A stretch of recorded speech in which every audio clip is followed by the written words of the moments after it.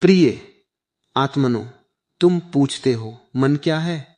यह प्रश्न बहुत गहरा है। यदि तुम मन को समझ लो तो स्वयं को समझने का द्वार खुल जाता है। सबसे पहले यह समझ लो कि मन कोई वस्तु नहीं है। तुम उसे पकड़ नहीं सकते, उसे छू नहीं सकते। मन केवल विचारों का एक प्रवाह है। जैसे नदी जल की धारा है, वैसे ही मन विचारों की धारा है। लेकिन समस्या यह है कि तुमने स्वयं को मन समझ लिया है। जब कोई विचार उठता है, मैं दुखी हूं, तो तुम कह देते हो मैं दुखी हूं। जब कोई विचार उठता है, मैं असफल हूं, तो तुम उसे अपनी पहचान बना लेते हो। यहीं से अज्ञान शुरू होता है। मैं तुमसे कहता हूं, एक क्षण रुककर देखो। जब तुम्हारे भीतर विचार चल रहे होते हैं, तब उन्हें देखने वाला कौन है? यदि तुम विचारों को देख सकते हो, तो निश्चित ही तुम विचार नहीं हो। दृष्टा कभी दृश्य नहीं हो सकता। मन दृश्य है, तुम दृष्टा हो। लेकिन सदियों से मनुष्य ने अपने दृष्टा स्वरूप को भुला दिया है और मन के साथ तादात्म्य बना लिया है।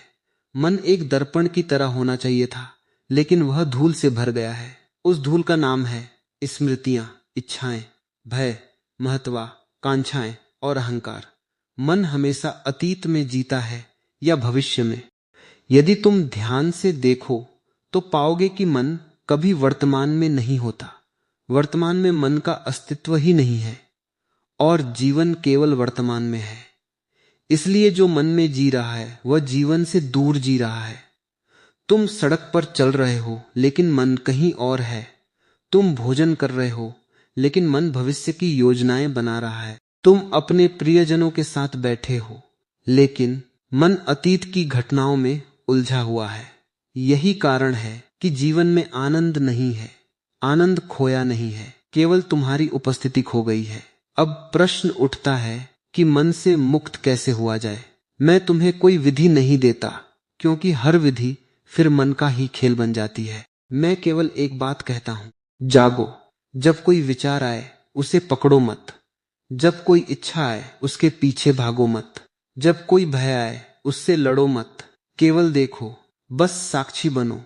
मान लो आकाश में बादल गुजर रहे हैं। क्या आकाश उनसे लड़ता है? क्या आकाश उन्हें रोकने की कोशिश करता है? नहीं, वह केवल उन्हें आने और जाने देता है। ठीक वैसे ही विचारों को आने जाने दो।